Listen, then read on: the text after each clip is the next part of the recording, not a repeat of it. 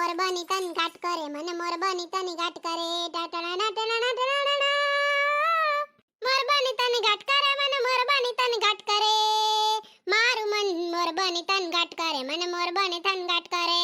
એવું ન હોય હર વખતે મોર મન બની તન ઘાટ જ કરે, ક્યારેક કાગડો બનીને કકડાટે કરે. અને જેને ઘર તારા જેવી બાયડી હોય ને એને તો કાગડો બનીને જ કકડાટ કરે. મારા જેવી ઘરવાળી એટલે કેવી છો લ્યો? આ તો હું હારી હતી કે તમને પસંદ કર્યા ને કે તમે દીવો લઈને ગોતવા જાવ ને તો એ મારા જેવી તમને ઘરવાળી ના મળે. તને ખબર નહીં હોય હું દીવો લઈને ગોતવા જ ગયો તો પણ વચ્ચે દીવો ઉલવાઈ ગયો ને હું હલવાઈ ગયો. ફૂટ્યા મારા દીન તું ભટકાણી. વધારે વાયડે માં કરજો, હજી ઇન્જેક્શન મારા ખીચામાં જ છે, સીધું તમારા ડાચામાં આવવા દઈશ, સીધું તમારા જડબામાં દઈશ, જીભડો ફરી જશે ખબર છે. એટલે છે ને તમને કહી દઉં છું, ખોટી હોશિયારી કરવાની નહીં, એમાંય મારા પાસે તો જરાય નહીં કરવાની. પાહેવાળા રેસમાં ભાભી ને બેસમાં ભાભી ભેગે જે હોશિયારી કરતા હો ને ઈ કરજો, પણ મારી કને ખોટી હોશિયારી હણવાની નહીં. કહો ત્યારે બોલો ને, હવે મોમાં મગ ભરાઈ ગયા, કઈ બોલશે નહીં. નકો ત્યારે આખો દી કર્યા કરશે, આ કરાવે મારા પાસે, ઠામડા કરાવે ને ફટા કરાવે. કહો અત્યારે શું થયું? સેજલ સાચું કહું છું, આખા ગામનો જીભડો તારામાં ભર્યો છે. જીભડારી તું તારો જીભડો બંધ કરે ત્યારે હું કક બોલો ને. હે ભગવાન, ગયા જન્મમાં કોણ જાણે કીએ પાપ કર્યા તા કે અત્યારે આ ઘરવાળી મળી. તને તો કેવું સુખ હોય, એની ઘરવાળીઓ ખાવાનું બનાવી દે, નવું નવું ખવડાવે, ને મારી ઘરવાળી તો ખાવાનું બનાવે ને નહીં ઘણું તો કામ કરાવે. અને ઉપરથી તો જીભડો તો એવડો હાકે ને કે આકા સુધી જાય ને તો ટૂંકો પડે. હે ભગવાન, હા બ્રહર્યા ને મારી વાત, આવતા જન્મ હશે ને મને વઢો રાખજો, પણ આ સેજલ જેવી ઘરવાળી ન દેજો. તું બાય ત્રાસ છે બાપા, મારા તો માથાના બાલ લઈ લીધા. પેલા નકો ક્યાં હતા, પેણવાયા ત્યારે તો હાવ ટકલા જેવું જતો, અત્યારે એવા છે જટીયા જતો ઊંચા થઈ ગયા, જાણે કેમ ખેતરમાં ખડ ના ઉગ્યો હોય. ઓએ તો એટલે જ તારા જેવી ભેહું આજુબાજુ ફરે કે ક્યાં કની નજર જાય ને હું ખડ ખાવા પોગી જાઉં. તમે હશો હાથી જેવા ને ગેંડા જેવા ને હિપોપોટેમસ જેવા ને જીરાફ જેવા ને, હું તો અસલ જો ફિટ એન્ડ ફાઇન છું. દવાખાને જાવ છો ને બધાને ફિટ ફાઇન કરો છો. તમારે થાવું હોય ને તો હાલે આવજો, 5-10 ઇન્જેક્શન મારી દઈશ તો બધી હવા નીકળી જશે બારી. હું તો અસલ સસલા જેવી ધરી ધરીને રૂપારી છું જો. હી તો ભલે લુગડા 5 ને 10,000 ના પહેરતી આવીશ, પણ તું તારું મોઢું એકવાર આરીસામાં જોઈ આવ.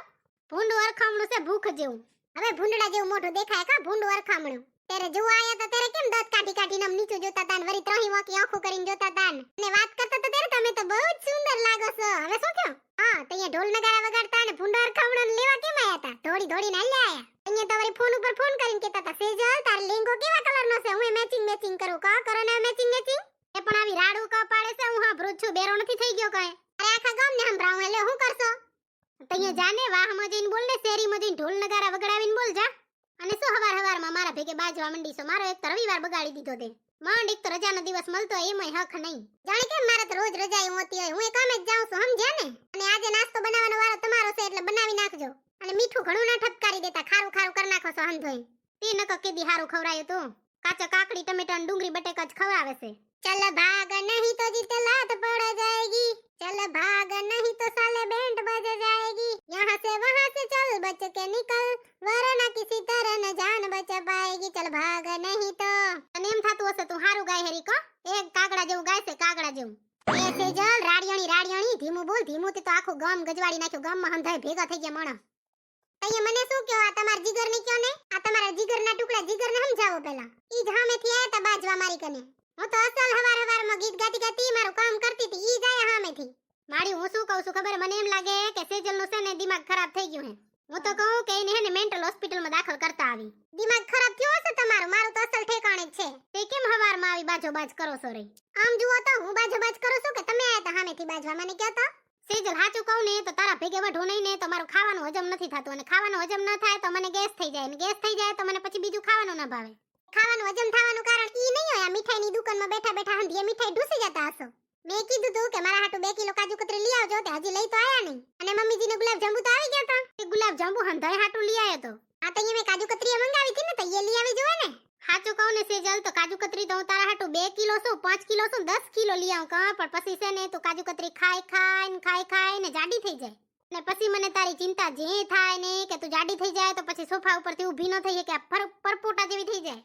ક્યારેક સોફા ઉપર હુતી તો રડી જાય ને રડીને પડી જાય ને તો પછી પડી જાય તો તને લાગી જાય તો પછી મને ચિંતા ન થાય ને પછી તું ભંગી જાય. ના બાપા ના હો, એવું તો મારાથી ન જોવાય, મને તો તારી બહુ જ ચિંતા થાય એટલે જ હું કાજુ કતરી ન લઈ આવ્યો. હવે ખોટા મસ્કા મારો મને, હવે નાટક કરો છો ખોટા, તમારે પહોંચ જ નથી એમ કયો ને. દુકાનમાંથી ઓછું થઈ જાય. તમારા જેવા કંજૂસ તો મેં આખા ગુજરાતમાં ન દેખ્યા. હાવ હાચું કીજો મિત્રો, આ જીગર જેવું કંજૂસ તમારી આજુબાજુ ક્યાંય ગુજરાતમાં છે? કે એની ઘરવાળીએ ખાલી મીઠાઈ મંગાવી હોય ને એ મીઠાઈ ન લઈ આવે એવા કંજૂસ, હા કંજૂસમાં કંજૂસ મખી ચૂસ. સાચું કોને જીગર, તો મને અત્યારે હે ને તમારા માટે કેવું અસલ ગીત યાદ આવે છે ને ગાઉં. જાણે કે હું ના પાડું તો નહીં ગાવાની હોય. આ તો લે કાન ને આંખ ને નાક ને આમ ધોકુલું રાખો ગાઉં છું.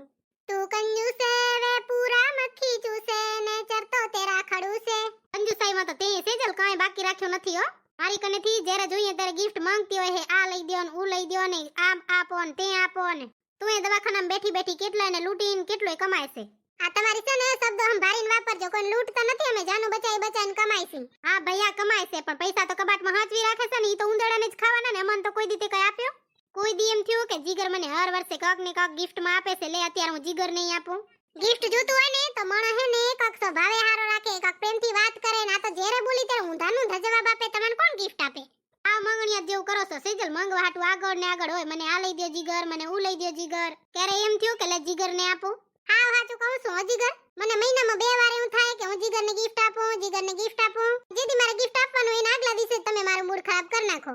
તમે આમ ધોઈ બોલીને બગાડી નાખો, એટલે તમે જ તમારું ગિફ્ટ ખોઈ બેસો, એમાં મારો કાંઈ વાંક નથી. હા તો ડાક્ટરની છો મારી માસ્ટરની બનમાં. આજ છે ને મને હાચે તારું મગજ ઠેકાણે ન હોય ને એવું લાગે છે, આજ હવારની ઝેડ ઝેડ જ કરો છો રે. હા તો મને એમ જ લાગે છે તમે ઈનું જ કરો છો. હું જેવી છું ને તમે એવા ને એવા છો. આ તો કોઈ પોતાના પગામાં જોતું જ નથી. રોજ તો કેટલા લહરકા લઈ લઈને સેજલ ને જીગર ને જીગા ને સેજુ ને એમ કરતા આજ કેમ બાજવા માંડ્યા બે? આજે તમારા ગ્રહણ લાગી ગયું લાગે. મમ્મીજી મને એમ જ લાગે છે આજ કક ગ્રહો અમારા મળતા નથી રહ્યા.